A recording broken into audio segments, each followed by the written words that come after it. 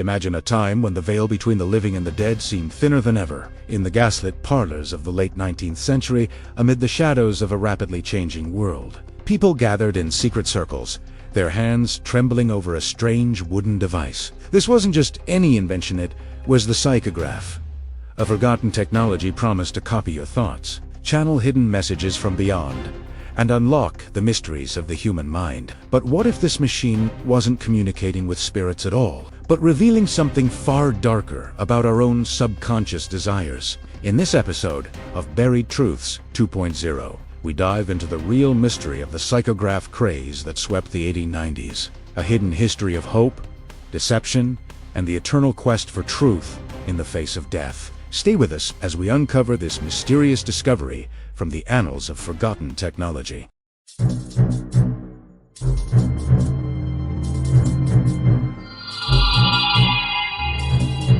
The year is 1848. In a modest farmhouse in New York, two young sisters, Maggie and Kate Fox, hear strange raps in the night. These knocks, they claim, are messages from the dead. A peddler murdered years before. Word spreads like wildfire, igniting a movement that would redefine how humanity grappled with mortality. This was the birth of modern spiritualism, a real mystery that captivated millions in the 19th century. As the Industrial Revolution churned forward, leaving behind a trail of progress and loss, people turned to the supernatural for comfort. Death was everywhere. Epidemics, wars, and the harsh realities of life claimed loved ones without warning. Spiritualism offered a lifeline, the promise that the departed were not gone, but merely in another realm, waiting to communicate. Seances became commonplace, with mediums channeling voices, levitating tables, and producing ectoplasm in dimly lit rooms. But these methods were crude, reliant on human interpreters who could be frauds or fools. Enter the inventors, visionaries who sought to mechanize the mystical. By the 1850s, devices like the planchetta heart-shaped board on casters with a pencil allowing automatic writing guided by unseen forces. It was said to copy thoughts directly from the spirit world, bypassing the medium's bias. Yet, these early tools were cumbersome, often producing illegible scrawls. The stage was set for something more precise, more scientific, a machine that could truly capture the ethereal. In this atmosphere of wonder and skepticism, the 1890s marked the peak of the spiritualism craze. Queen Victoria herself consulted mediums after losing Prince Albert, and across the Atlantic, Americans flocked to lectures and demonstrations. It was an era of mysterious discoveries, where science and the supernatural blurred. Electricity was taming the night. The telephone connected distant voices, and X-rays revealed the invisible. Why not a device to bridge the gap to the afterlife? This hidden history reveals how desperation fueled innovation, leading to the bizarre psychograph, a forgotten technology that promised to revolutionize how we understood the mind and the beyond. At the heart of this story stands Hudson Tuttle, a man whose life reads like a Gothic novel. Born in 1836 in Berlin Heights, Ohio, Tuttle was no ordinary farmer. From a young age, he exhibited psychic abilities, claiming spirits guided his hand in writing profound philosophical texts. By his teens, he was a renowned medium, authoring books like Scenes in the Spirit World under alleged spirit dictation.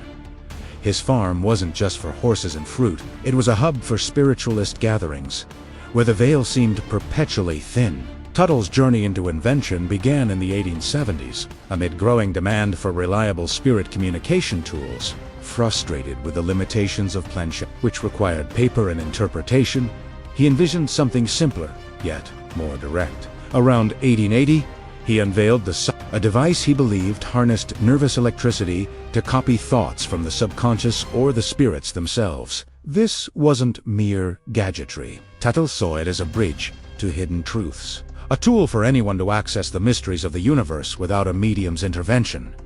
But who was this man?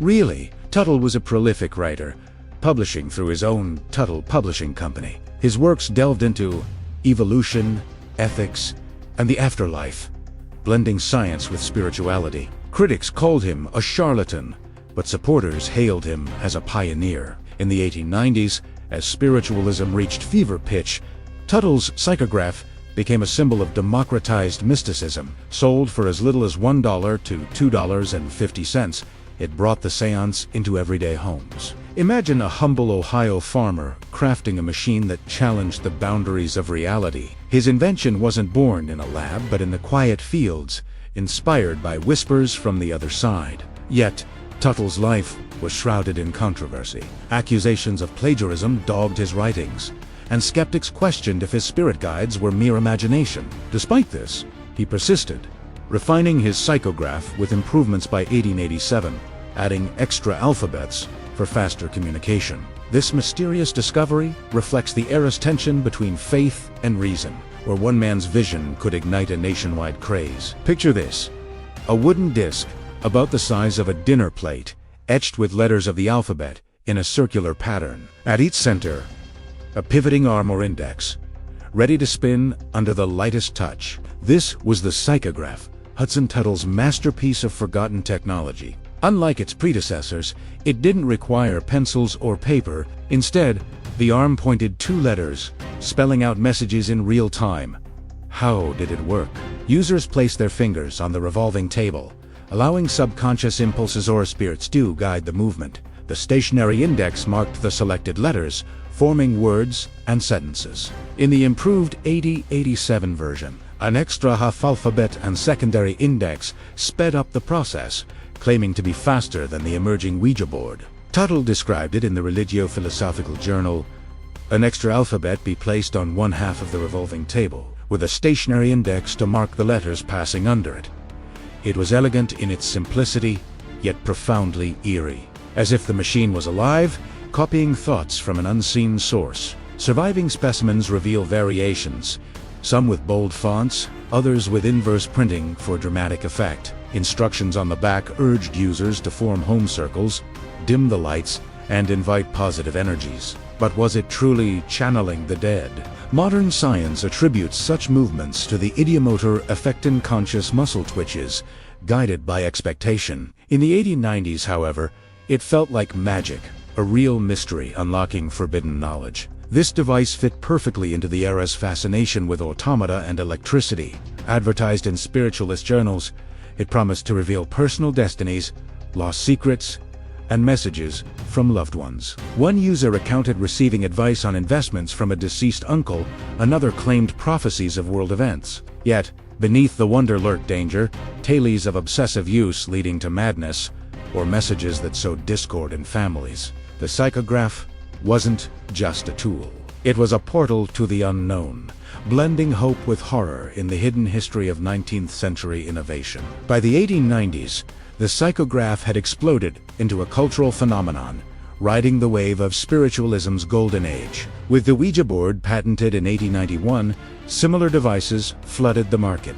But Tuttle's Psychograph stood out for its portability and ease. Sold through mail-order catalogs and spiritualist publications, it found its way into Victorian homes across America. Imagine a typical evening. Families or friends gathered around a candlelit table.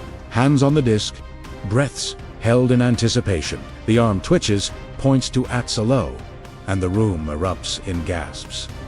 This wasn't elite entertainment. It was accessible to all, fueling a craze that blurred social classes. In cities like New York and Chicago, psychograph parties became the rage, where guests sought mysterious discoveries about their futures. Advertisements boasted, "Communicate with the sublime mind from the hidden realms." Production continued through Tuttle's company, with sales persisting into the early 20th century.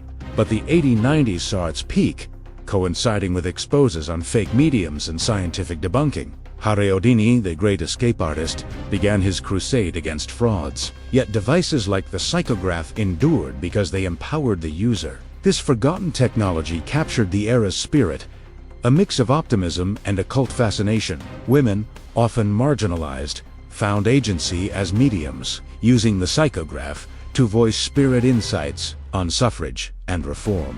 But not all was light. Reports of demonic messages or addictions to the device hinted at darker undercurrents. The craze reflected society's grapple with loss.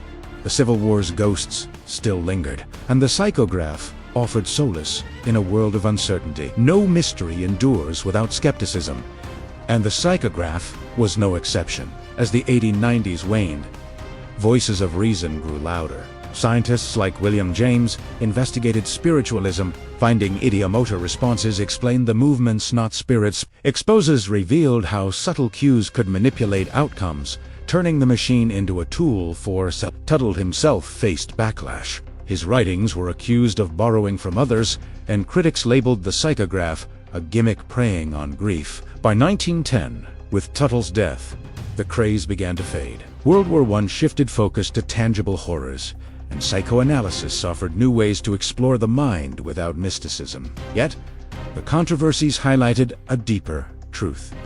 The psychograph exposed our vulnerability to belief. Frauds used it for scams, promising fortunes or reunions for a fee. One infamous case involved a medium using a rigged psychograph to swindle widows. This dark side tainted the invention, leading to its decline as a serious tool. In retrospect, the psychograph's fall mirrors the era's transition from superstition to science. But its legacy lingers in modern ghost hunting gadgets and psychology experiments. Today, the psychograph survives in museums and collectors' hands, a relic of hidden history. Only 6 originals are known, each a testament to Tuttle's ingenuity. It paved the way for the Ouija board, which exploded in popularity. During World War I, this forgotten technology reminds us of humanity's eternal quest to conquer death and decode the mind. In an age of AI and virtual reality, we still seek machines to copy thoughts, think brain-computer interfaces. The psychograph was a precursor, blending mystery with mechanics. But perhaps its true power lay in revealing our inner worlds, not the outer spirits. It showed how belief shapes reality, a real mystery that persists. As the dial of history turns, the psychograph fades into obscurity, but its whispers remain. In exploring this bizarre 1890s craze, we've uncovered a chapter of hidden history where hope clashed with illusion. What machines will we invent next to probe the unknown? Remember, the greatest mysteries often lie within ourselves. Until next time, keep seeking the truth before it seeks you.